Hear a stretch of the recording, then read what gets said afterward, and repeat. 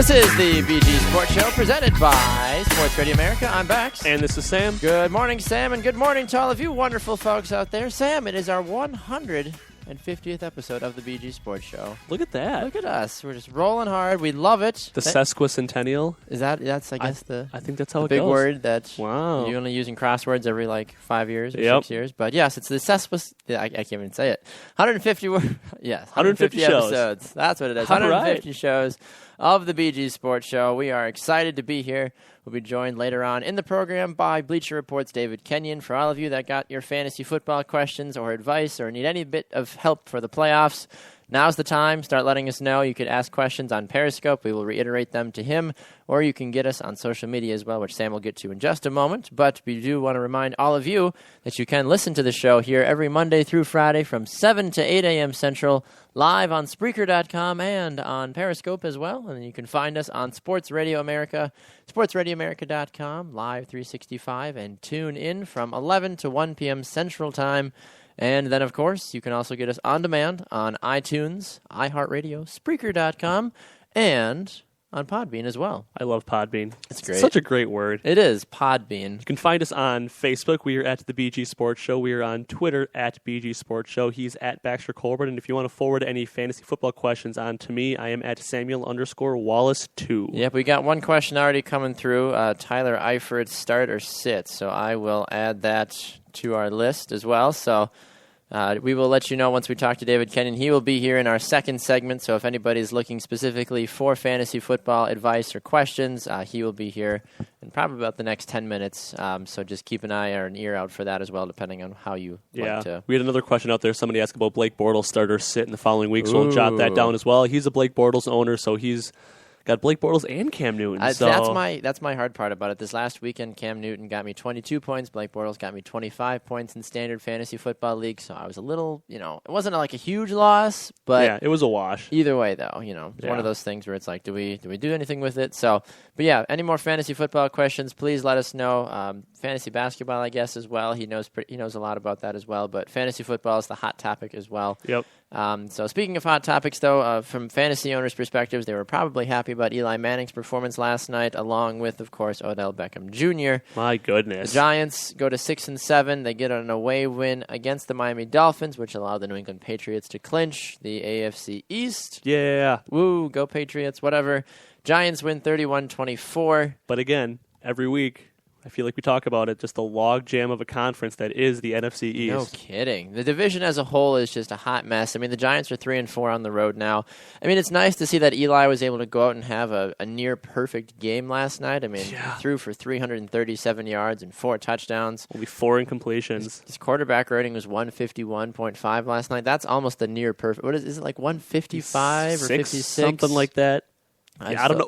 What else could he have done? The science behind all of that just kind of, I don't understand the official quarterback rating. Giant computer at ESPN headquarters that they just start throwing numbers into. So yeah, somebody here asking ESPN Fantasy Football Playoff Bracket Breakdown, how does it work? Well, for our league, we have a 12-man league, and it takes the top 10 teams. No, right? top 8. No, it is top 8 teams and seeds them 1 through 8. However, we have like an East and West division, and the winner of each division, regardless of record, automatically gets the 1 and the 2. So, for instance, I'm the leader of our Western division at 11-3. Baxter's the leader, oddly enough, of our other division. But the second, we did not plan that. Yeah, the second place guy in my division technically has a better record than Baxter, but because garbage. Yeah, because garbage. Baxter has the better, or he's leading his division, he automatically gets the 2 seed. Let's go. But after that, it's just straight up seeds. 1 plays 8. 2-7, et cetera, et cetera. So Yeah. everybody sets it up differently. It all depends on who your league administrator is, but that's how we did it this year on the BG Sports Show Fantasy Football League. So, I don't feel like we need to spend a ton of time on Miami, Sam, just because Miami is kind of a wash this year. They really don't have a lot going in their favor. Ryan Tannehill is interesting because I feel like he really desperately wants to be a good quarterback, but I just don't know if what Miami has at his disposal right now. Is it his fault? Is it him not wanting just to perform? Because you've got guys like Lamar Miller, Jarvis Landry, Jordan Cameron, Devontae Parker, even Kenny Stills, for goodness. Somebody asking here in Periscope says, how did Devontae Parker do last night? Devontae Parker had 2 catches for 16 yards. and that's it. He was targeted 5 times. I did catch a little bit of the game last night. He did have a couple of drops in there, so I don't know if that led to him only getting 5 targets. On the flip side, Jarvis Landry was targeted 18 times for 11 catches. And as a Jarvis Landry owner, I was thrilled by that. I would have loved at least a touchdown out of that. That might have produced a victory for me in my fantasy game, but that did not happen. I guess your question about Ryan Tannehill, he has had to deal with a lot of revolving coaches this season with he has head coach, offensive coordinator, different play callers, things like that. He's had to work with a lot of different perspectives and a lot of different personalities from the coaching staff. And Lamar Miller, I'm a Lamar Miller owner in our league as well, and it's been an up and down year for him just to try to figure out, is there going to be a ground game? Even last night, he only got 12 carries on the ground, which for me doesn't really hint at establishing a ground game. Thankfully, he turned those 12 carries into 89 yards and 2 touchdowns.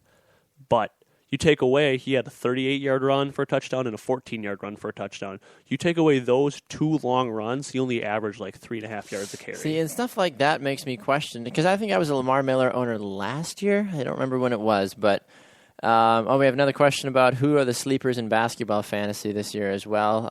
We'll make sure to ask him. I don't know for sure. We'll probably close our segment with that one with him. We'll make sure to ask him that, but we'll add it to our list, though, about that. So remember, guys, fantasy football questions, fantasy basketball, let us know. We'll let David Kenyon know when he comes on next segment from Bleacher Report, their fantasy football guru, and one of ours as well, basically, here on the BG Sports Show. But Lamar Miller, though, I think is a very good running back. Yeah. Miami's offensive line, though, has just kind of been... I mean, when Marino... this is a long time ago. When Dan Marino was the quarterback, I know. When? It's been Not in our lifetime. Well, wasn't he? Early 90s? Like super, super early 90s? Wasn't he like just done with his career? I'll check. You keep talking. I can't remember for sure. I thought Marino and Favre may have played together at similar times, and I could be totally wrong on that. But either way, though, Lamar Miller, though, I think if Miami just got a little bit of a decent, more better. Yeah, that's the right word. Better. If they got a more gooder offensive line, I think Miami could be very dangerous with their run game because they've got enough young and talented wide receivers that they've got that opportunity to spread the game around, but they don't really have a good opportunity with the running game to take that pressure off of Tannehill. Yeah, it's tough to say, but go ahead. Yeah, exactly. Question on Periscope asking how we feel about Ndamukong Suh. I think like Suh as a whole is... If you take away his mouth, if you take away the fact that he loves to run his mouth and he loves to cause a lot of on-field and off-field drama, he's not a bad player. If you cut him down just to his raw talent, I think he's a very talented player. I would like to see more production out of him. I think Miami overpaid for him also.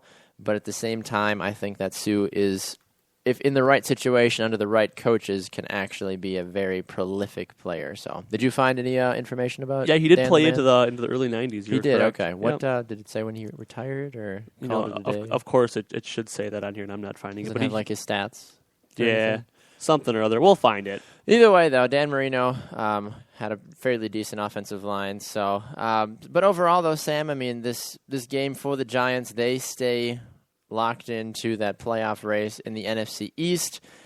Eli Manning, as we mentioned, throwing 4 touchdowns last night. It's funny to say that Eli is definitely the more successful of the 2 Manning brothers on paper. It's on paper in different regards because Peyton has all the records. But Manning has 2 rings. That's but one Eli's thing I will always go back rings. to. Exactly. And I mean, we thought maybe going into the season that Peyton might finally join that 2-ring club, but the way that Denver's played on and off, the way that Manning has been benched and hurt a little bit as well, I just don't know if this is going to be, if we're going to see even Peyton Manning anymore the rest of the season. Hard to say. And, Brock has been doing a decent enough job keeping Denver's ship upright and keeping them moving right now, but he's had a hard time throwing touchdowns. I agree. Which is one thing that we kind of need. We gave him a pass early on, but I think he's got 2 talented wide receivers in Emmanuel Sanders and Demaryius Thomas, and he actually, I think, has been getting the ball to the tight ends a lot better than Manning did, and Vernon Which is weird, yeah. If you got Vernon Davis, get that man the ball. And he's been getting the ball quite a bit lately, which has been awesome. So we'll see what happens with Brock moving forward. I agree. Yeah. One more question on Periscope here before we jump to a break. What about the 49ers and the state of the franchise overall? Oh my goodness. It's how hard far to say. Fallen. It has. They've fallen a lot. I mean, some of that does go around the fact that, everybody at defense basically retired. Yeah. I mean, well, not everybody, but they got rid of 3 of their top linebackers either retired.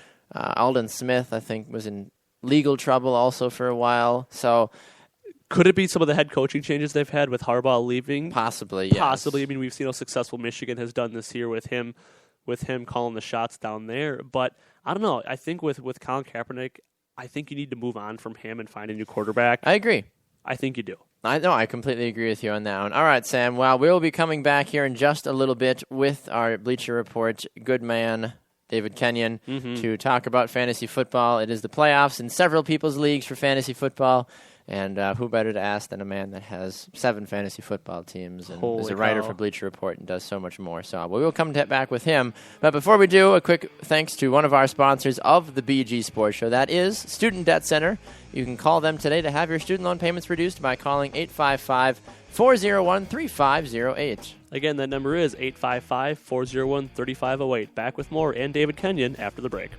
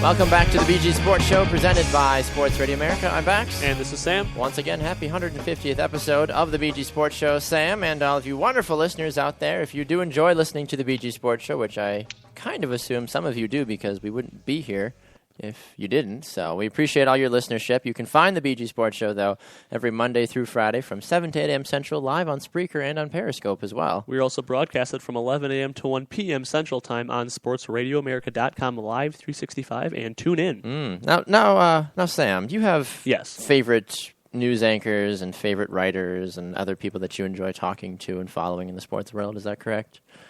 A little bit. If you had to make a top 10 or a power rankings, who would you maybe put up there? You can't put me on the spot like that. Well, I feel like top 10 for sports writers. We don't even care about 2 through 9. Who would be your number one guy? If I wanted to ask fantasy football advice, or any sort of football advice, and he'd give you an honest answer. It would probably have to be Bleachers Report David Kenyon. Oh, do you know how we could speak with him at all? I think we can. We can. Oh. Wow. Is that you, David Kenyon of Bleacher Report? Good morning, sir. Good morning. How are you? Flattered. Flattered? Wow. We would never tell a lie, especially when it comes to you, sir. We thoroughly enjoy speaking with you, especially when it comes to all things about football. But fantasy football, unfortunately, and I don't want to talk about this too soon, is coming very, very close to an end. And I do not want to even think or dream about said things, but the reality is that it is coming to an end. However, there are still things to happen. And Some of the things that have happened this last week, and I think Sam and I talk about this all the time, David, is that it seems like 1 week in the NFL can't go by without at least 2 or 3 marquee players getting hurt. And this last week was Andy Dalton and Thomas Rawls. So I'm going to start with those guys right away. Andy Dalton, the Red Rocket, or the Ryder BB gun, depending on who he's playing, hurting his thumb, breaking his thumb. Not exactly the best form tackle I've ever seen in my life from a quarterback. However, what does that do, number one, for fantasy owners, but also for anybody else that owns Bengal players going forward now in the playoffs? Theoretically, the running backs should get more touches. So Jeremy Hill, who's had a pretty disappointing year, maybe they go back to him a little bit. And Giovanni Bernard should be a very solid play, especially in points per reception leagues. Okay. As for AJ Green and Tyler Eifert, you're probably at a point in your lineup where you're not going to take them out next week against the 49ers, because the 49ers defense is not good. But very true. Next week we might have an interesting discussion with the Denver defense against AJ McCarron. Ooh. That might be a bench time for every single one of those. But this week I don't think you can change your lineup unless you have a ridiculously good option off the bench. I think you have to leave in AJ Green and Tyler Eifert. So you think you leave the Bengals position players yet for one more week for sure? Yeah, for one more week, I think if you've been riding them all year, like, I understand if you bailed on Hill, that's fine. I totally get that. Sure. But I think a lot of people probably did, or they're holding out saying, man, this is the week. This is the week for Jeremy Hill. It's like, well, keep holding on and waiting, I guess. Yeah, and if there's any week it's going to happen for you for the rest of the year, it has to be this one. Mm-hmm. Okay. And yeah, so I think you leave in Green and Eifert unless you are so confident in your would be fourth or second option on your bench. Yeah, I have a hard time feeling like a lot of folks are going to hit. It's one thing for people to have one solid tight end, but another to have 2 really good tight ends that you can be like, oh, I don't need Tyler Eifert anymore. Let me just go to this other really talented guy. So that's such a sticky position sometimes for talent depth. It is, yeah. I haven't met a lot of fantasy owners that have 2 or 3 stacked tight ends because, I mean, sometimes those points are trivial depending on who your tight end is. So what about, though, over in Seattle, though, David? We heard Thomas Rawls is done now for probably the year with a broken ankle. Yeah, I would assume so. Seattle's offense, we saw it doesn't really matter, though, because Russell Wilson, once again, threw 5 touchdowns, which is becoming just like a weekly thing for him. However, though, for those that have anybody for Seattle, does Rawls being gone now open the floodgates for Russell Wilson and the receivers to just go crazy for the rest of the season? Yeah, I would put a little bit more stock in Doug Baldwin and Tyler Lockett. Lockett has earned a starting nod here late. He had 6 catches for 104 yards and 2 touchdowns against a terrible Baltimore defense, and they get the Browns and Rams coming up. So you're looking at the receivers more than DeJuan Harris will take over, and you guys know, well, he's not going to be particularly special. True. No, not at all. So I wouldn't worry about Harris picking him up. If you want to fill your roster with him, that's fine. It's always good to have a starting running back. But if you're desperate, yeah, go ahead. He's probably going to get 15, 20 touches a game. Sure. Just his worth might go up just based on volume alone. Exactly. But don't expect much. Yeah. Fair enough. One other running back in terms of not trying to expect much. Isaiah Crowell this last week for Cleveland. He dropped, I think it was 26 points on fantasy for the Cleveland Browns. I know Cleveland is kind of just a dumpster fire right now, and a lot of those teams that are under even 4 or 5 wins right now are probably not going to do a lot going forward. But when it comes to the end of the season like this and teams are in the playoffs, or at least in fantasy football playoffs, trying to find maybe that diamond in the rough on some of those bad teams that they just know are going to get a ton of carries or touches, is somebody like Isaiah Crowell somebody worth investing in? Isaiah Crowell is really annoying because last year I was like, okay, this guy's going to take over for the Browns, and he's going to win the starting job, and he's going to run Terrence West out of town, and he did all that, and he gets 3 yards a carry. Yeah. But the next 2 weeks, it's Seattle and the Chiefs. That is true. You're what's he not gonna going do? to play him against Seattle. No. Period. End of discussion. And Kansas City, they're up and down against the run, but more up lately. True. So I don't think you're looking at Crowell for anything really.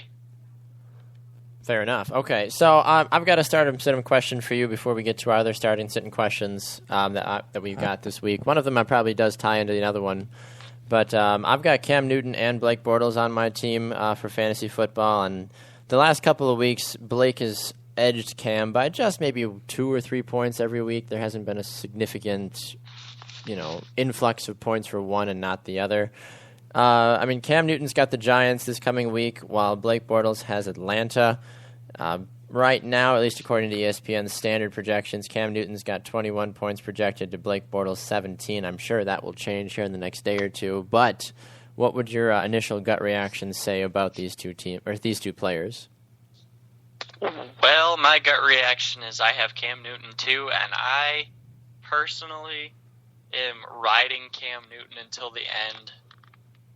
Makes sense. That said, Atlanta has given up more multi-touchdown games, but Cam Newton has kind of created a ton of them. That is also true, yeah. Even against Dallas, where he didn't throw for a touchdown, he ran one in, and he's got 17 points at least in 7 straight weeks, and I think you'll take that from your quarterback. Is it fair to say that Jacksonville's wide receivers are better than Carolina's wide receivers? Oh, there's no question about that. I'd agree with you on that one for sure. Alan Hearns and Allen Robinson, I feel like, deserve some sort of an award for just how well they've played this season.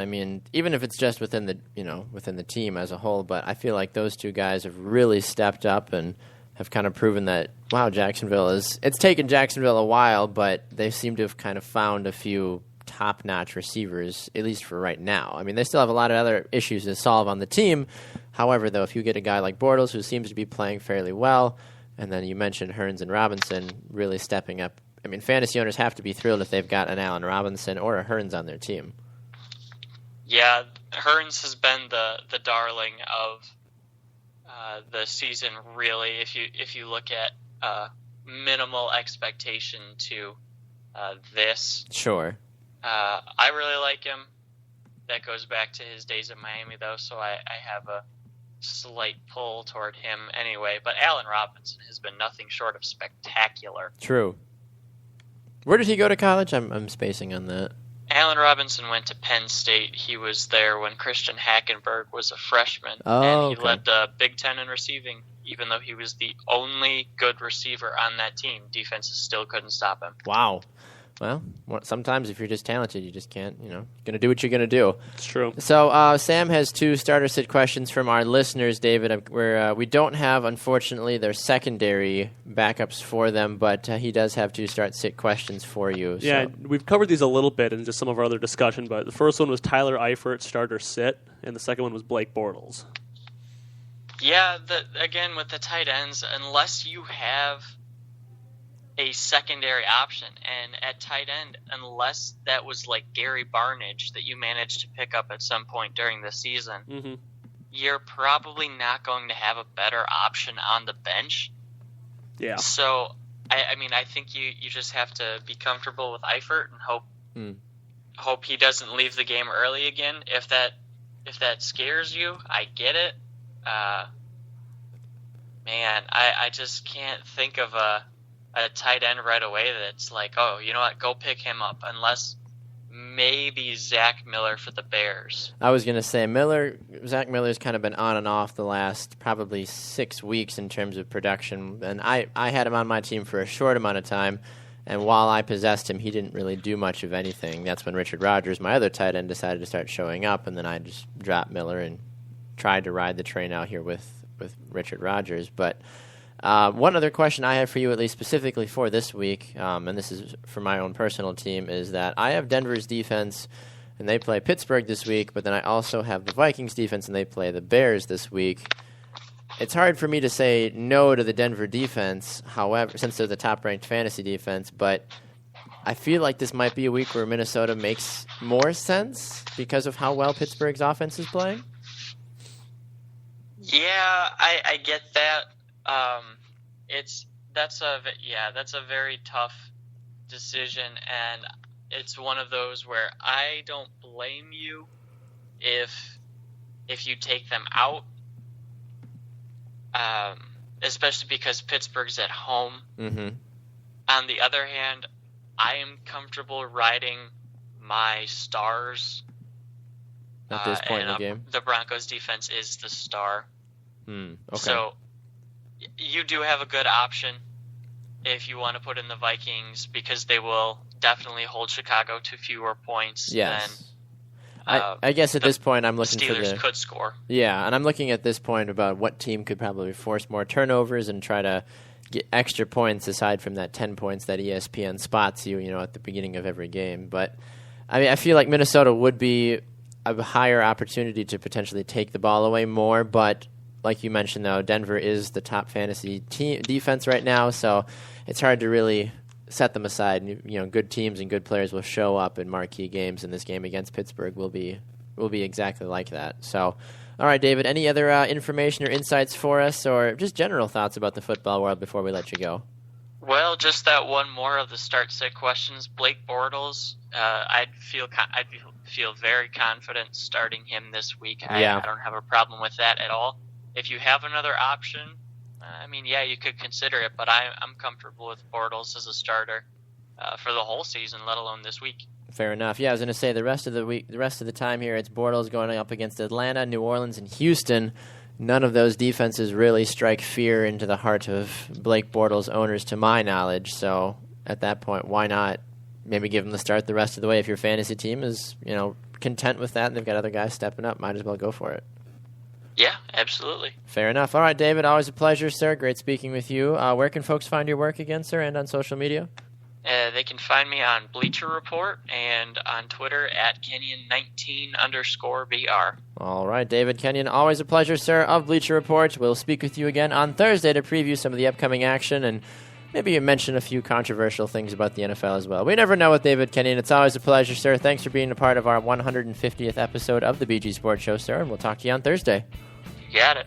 All right, we're going to run to a break, but before we do, a quick reminder for all of you that if you love listening to the BG Sports Show, we want to thank one of our sponsors of the show. That would be Student Debt Center. You can call them now to inquire about your student loans being reduced by calling 855-401-3508 to make one easy student loan payment and to stop or avoid garnishments from your check. Again, that number is 855-401-3508 for much lower payments based on your income and living circumstances rather than a fixed interest rate. Call now before Congress makes cuts to the national budget, which will nullify this free program. Remember, 855-401-3508. Back with more after the break.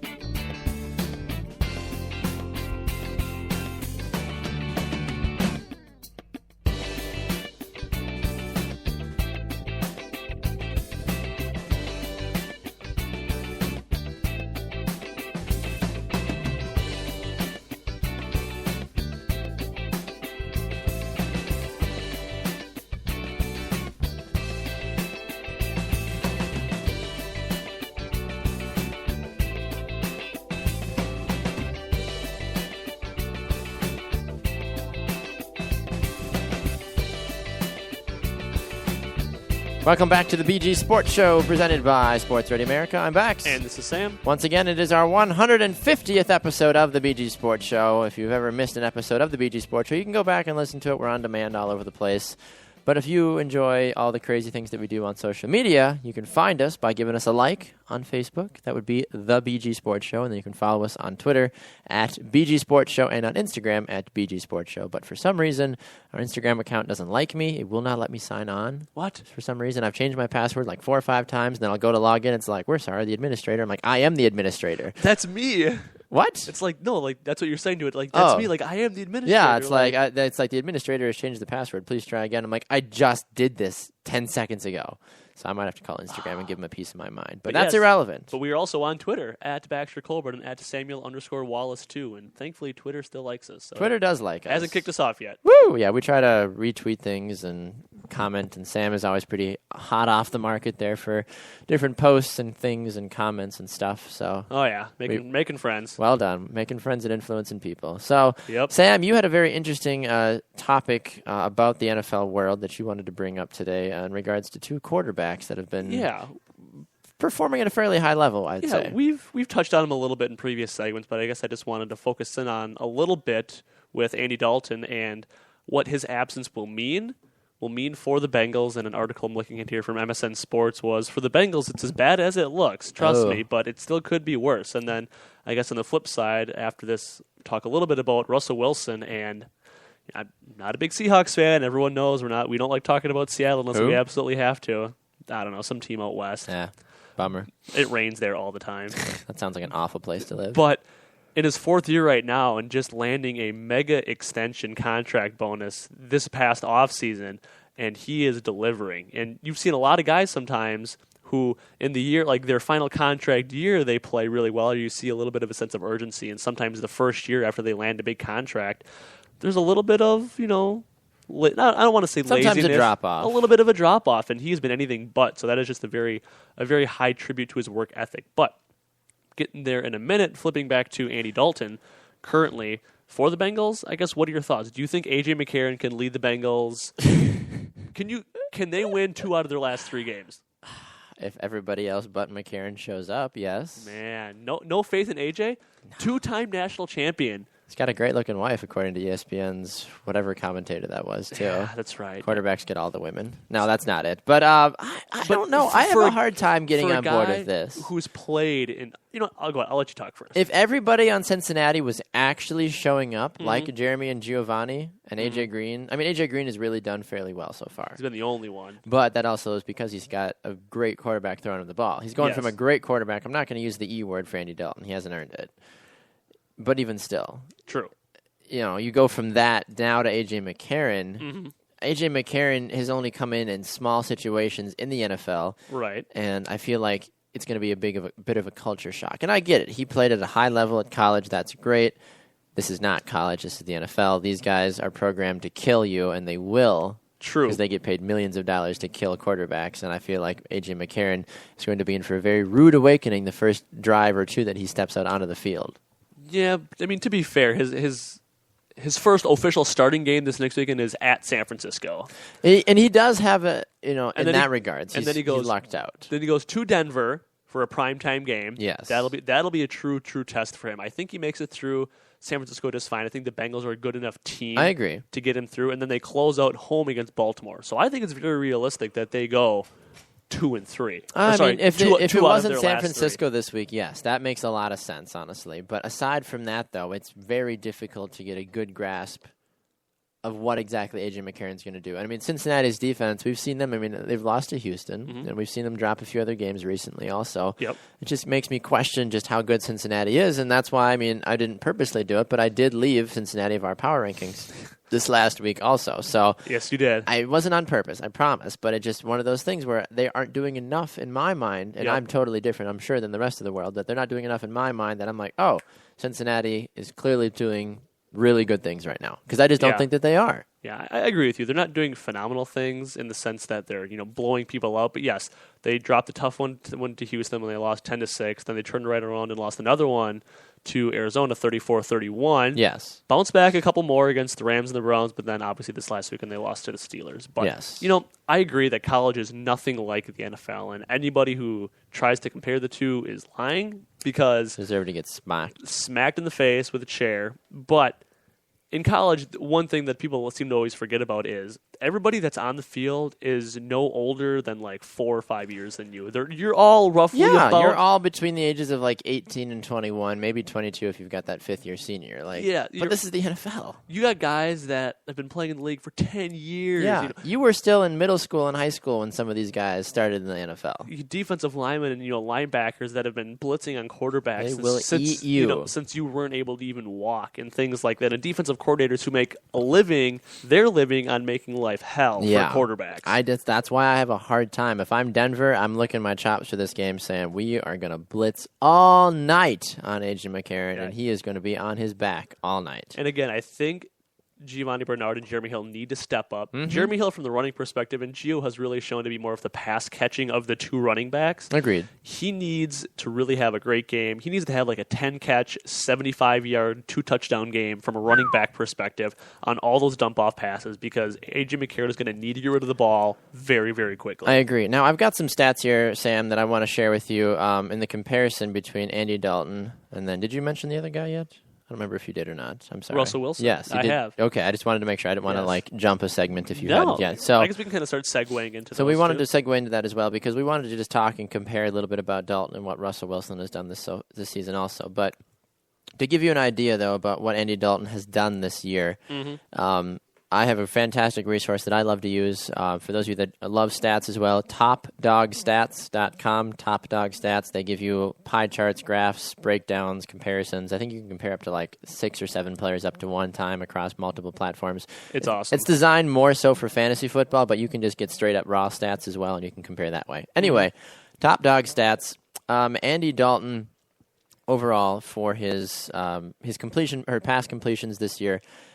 is got 66% of his passes have been completed to Russell Wilson's 68, almost 69% of his passes completed. But the last time I thought that would ever happen would be never because Andy Dalton, I always would say until to the season, and I say until the last 3 weeks or 4 weeks would be the better quarterback and more reliable. Yeah. So Russell Wilson has definitely exploded in that regards. Now, one thing I find interesting, though, about this is that in the red zone, Dalton has attempted 62 passes in the red zone to Russell Wilson's 53. Once again, I think that's a tribute to more of the Marshawn Lynch, Thomas Rawls running in the red zone. And the fact that Seattle doesn't throw to Jimmy Graham when he was in. True. If I was in the red zone, I'd be throwing to Jimmy Graham every play. Every play. Another interesting thing is that you can break it down, and this is just an interesting thing that you can do here, is you can break it down by passes attempted by down. Mm-hmm. So you can actually see what people can, like how much they throw the ball and how successful they are on what downs. And Andy Dalton, at least, was the most successful on second down. He threw 13 touchdowns and 1 interception by throwing the ball on second down. Okay. Take that for what it's worth. 70% of his passes completed. I know, just an interesting stat, though, that I find interesting. But A.J. Green drew 28% of the targets, though, from Andy Dalton in Cincinnati to... That's the one thing that Seattle is missing is a clear-cut number one stud wide receiver. Yes. Doug Baldwin's got 22% of the targets of Russell Wilson's to Jimmy Graham's 20%, but now you take that 20% out. Yep. Jermaine Kearse had 14% of those targets, and then 44% just goes to everybody else in Seattle. So you take away that 20% piece of the pie, and Russell Wilson is making do with anything and everything that he can out in Seattle. And to Russell Wilson, here's the point I wanted to get at. He's in his 4th year right now in the NFL. Or he's had 4 years of experience. I think he's in his 5th. This is his 4th year. This is his 4th year. Drafted in the 3rd round of 2012, number 75 overall. Do you think there's 74 picks in front of him that people may have thought, if we could go back and do it all over again? But finished his last year of college eligibility in Wisconsin for the Badgers and led them to the Rose Bowl where they actually fell to, it would have been Oregon. TCU. Oh, was it TCU? Oh, was it Oregon? I don't remember. We lost to Oregon twice. So the Badgers were in the Rose Bowl like 3 years in a row and didn't win any of them, but I'm not bitter. It's fine. Never. But The contract that Russell Wilson landed this offseason, oh my goodness. 4 years, $87.6 million. And you know what? He's earning every penny of that contract the last number of weeks here. No kidding. He's absolutely stepped up and completely revitalized and pretty much extinguished any sort of talk about him being, he's not that great of a quarterback. He's that. He's not. No, he's a very, very good pocket passing quarterback. No, you don't throw 5 touchdowns in a game consistently. Yes. Being a mobile quarterback. He is sitting in the pocket, he's going through his reads, and he is making the tough throws. Not bad for a guy who's not even 6 feet tall. But in his last 4 games, he has thrown, 16 touchdowns in 4 games. My goodness. Without throwing an interception. Wow. Yeah. That's incredible. I mean, Russell Wilson is really revitalizing what it means to be a mobile quarterback in the NFL. I mean, you see how he's played fantasy-wise. I mean, he's gotten over 30 points the last 3 weeks in a row, Sam. Yeah. That's not an accident. No, not at all.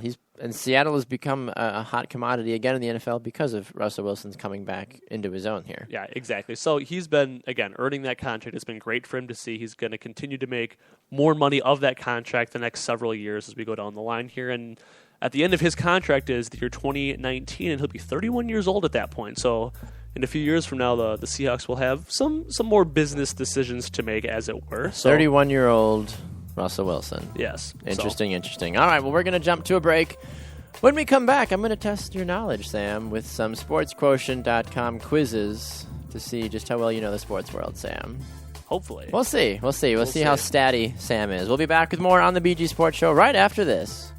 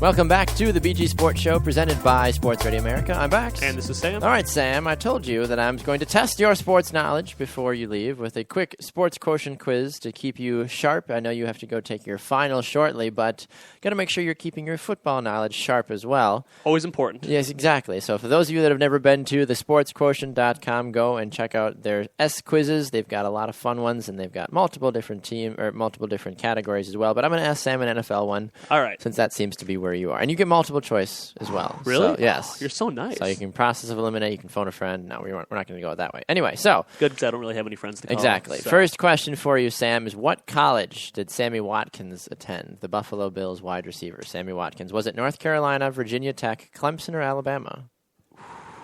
Was it Clemson? It was Clemson. Well done, sir. Nice. Well done. Do you know where he played high school football? Upstate New York. No, Fort Myers, Florida. Really? Yeah. Nice. I've been there. Yeah, it's a good place. Several times, He played actually. at North Fort Myers. They were a hell of a team for a few years. All right, what year did Johnny Manziel win the Heisman Trophy Award at Texas A&M? 2011, 12, 13, or 14? 2013? That is, I don't know. Let me see here. No, it was 12. 12. I always get the 12 and 13. Winston won it in 13. All right. Let's see. Crablegger. I know. Here's a good one for you. What college did J.J. Watt attend? I'm not even going to give you the options. The Wisconsin Badgers. The Wisconsin Badgers. He's from Pewaukee. Yes, he is. How many Super Bowl appearances have the Seattle Seahawks made? 1, 2, 3, or 5? Gosh.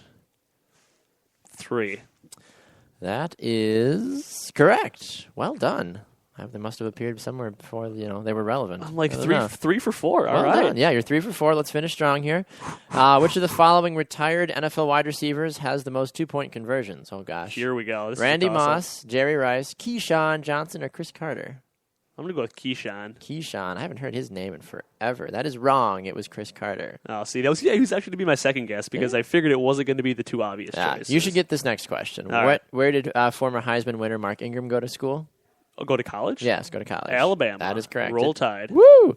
Let's see here. And then Patrick Peterson holds the single-season NFL record for punt returns for touchdowns of 80-plus or more returns.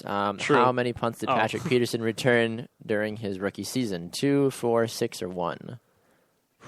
Probably 6 during his rookie year. Returns for touchdowns? Yeah, sure. No, it's 4. I was like, dang, that's impressive if you know that, but no. Say it with confidence, man. That's true. Anybody will believe you. 3 more and we're out of here. Who currently leads the NFL in receiving yards? Odell Beckham, Antonio Brown, Julio Jones, or DeAndre Hopkins? Julio Jones. Correct, sir. Well done. Well done. Playing with the Patriots in 2 different stints in his career, this player is the franchise leader in both rushing yards and attempts. Who is that player? Sam Cunningham, Curtis Martin, Stephen Ridley, or Jim Nance? What? Jim. I'm going to go with Ridley.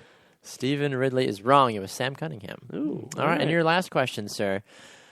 This running back set the franchise record for the most 140-yard games by a rookie. Who is that running back? Jeremy Hill, Cedric Benson, Corey Dillon, or Giovanni Bernard? Ooh. So this is Cincinnati. Say it one more. Repeat the options one more time. Jeremy Hill, Cedric Benson, Packer fans remember him, Giovanni Bernard, or Corey Dillon? I'm going to go with Cedric Benson. CB. Let's see. That is wrong. It was Jeremy Hill. It was Jeremy Hill. So, see, he's been so bad this year that I can't even think of a time when he was good. Yeah. So you finished 5 out of 10. Not bad. Not bad at all. Started off better than I finished. Exactly. So you guys can go out and go check out the Sports Quotient quizzes out there. Let us know how you do on them, and we would love hearing from you guys as well. So Sam, you got to get out of here. So go take a final and do academic couple things. of them today. You got 2 today. How you feeling about them? I'm okay. Yeah? I feel better about my second one than I do about the one I'm going to go take right now. What 2 do you have today? I have one of my child abnormal psychology class this morning. Oof. And then a survey of the Vietnam War.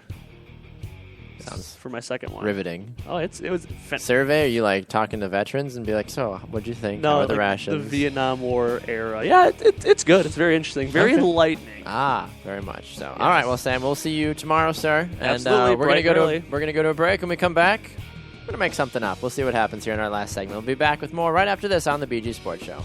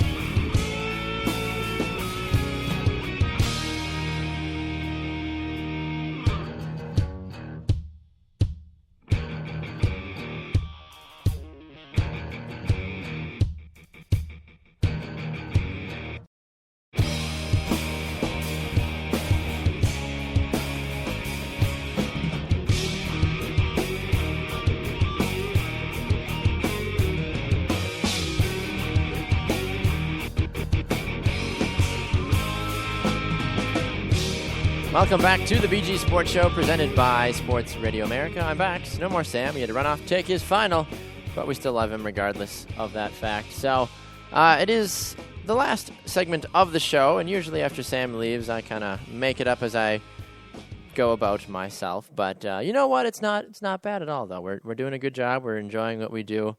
And it is our 150th episode as well of the BG Sports Show, so it's kind of crazy to see just how far we have come in our short history. I mean, we've been around since last November, so we've had some pretty crazy experiences and times as well over the last year, but still a very exciting time for the BG Sports Show. So a few things that I want to talk about here, just some quick hot stories from the trending side of BleacherReport.com. Let's see here. So some of the ones I wanted to mention is Tom Coughlin last night took an absolutely brutal hit from one of his players during the Giants-Dolphins game last night along the sidelines, just kind of tracking back on defense, and the player lost his balance and went out of bounds and just completely obliterated Tom Coughlin. We've seen that happen in the past before with college and professional coaches as well. I've seen coaches break their leg, tear their ACL, some of those things, but hopefully Tom Coughlin will be all right after he is in the ice bath or relaxed and just, kind of figuring things out from there. Some other things as well. For those of you that didn't, in case you missed it last night, Odell Beckham Jr. broke out his Ray Lewis dance after the touchdown that he scored, paying homage to one of the best linebackers to ever play the game in the NFL. OBJ, I'm sure, continuing to try to just do anything outlandish and crazy that he can do. I thought it was a little funny, though, that there is a player for the Miami Heat, Justice Winslow. He was joking on Twitter the other day how Wikipedia got him through high school and through while he was studying at Duke as well. And he tweeted this back yesterday saying, Wikipedia is asking for donations, might have to do it. Wouldn't have gotten through high school without it. Definitely not Duke.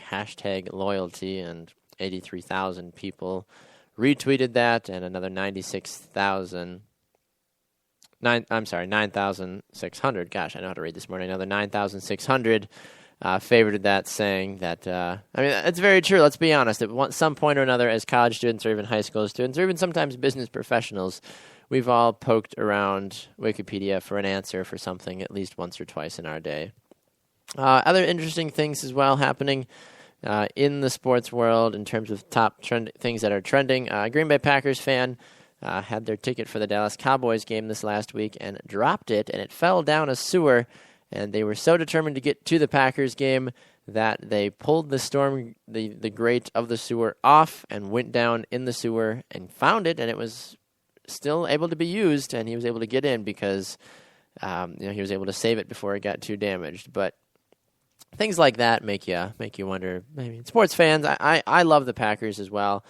Would I climb down in a sewer to get my Packers ticket if I accidentally dropped it? Probably, yes, probably. So I can't exactly chastise this guy for that. But at the same time, climbing down in sewers, and especially they weren't in Green Bay this last. Well, yeah, they were Dallas, Green Bay. I'd be a little sensitive about those, things that are down there. I would be very careful with that. Other things that I want to make mention of as well. For those of you that may have seen the Brooklyn Nets player Hollis Jefferson, when asked about what his favorite Star Wars character was, said his favorite Star Wars character is E.T. Last time I checked, E.T. is not from Star Wars, yet that NBA player decided to think that it was. So keep an eye on that. NBA players, they're good guys, they mean well, but come on, man, you're better than that. Kobe released his new shoes, so I'm sure folks are freaking out about that and are going to be trying to get his new last pair of Kobe shoes, the Kobe 11. They're a beautiful shoe, red shoe with black carbon fiber through it, and I would wear them. I would definitely wear them if I was more of a basketball-wearing shoe person. Some other trending things here on Bleacher Report as well. LaShawn McCoy was not thrilled to be dealt a loss against his former team, the Philadelphia Eagles. There was a video of him walking back to the locker room after the ball game, throwing out obscenities, whipping his helmet into the wall, and just getting all sorts of fired up. And then security was telling the camera people, "All right, you got to back up. You got to back up." So, it was interesting, that's for sure. So, aside from that, though, I mean, nothing else too really crazy in terms of things that are happening. An Oklahoma City fan won $20,000 with a half-court shot, so that's kind of a cool deal as well.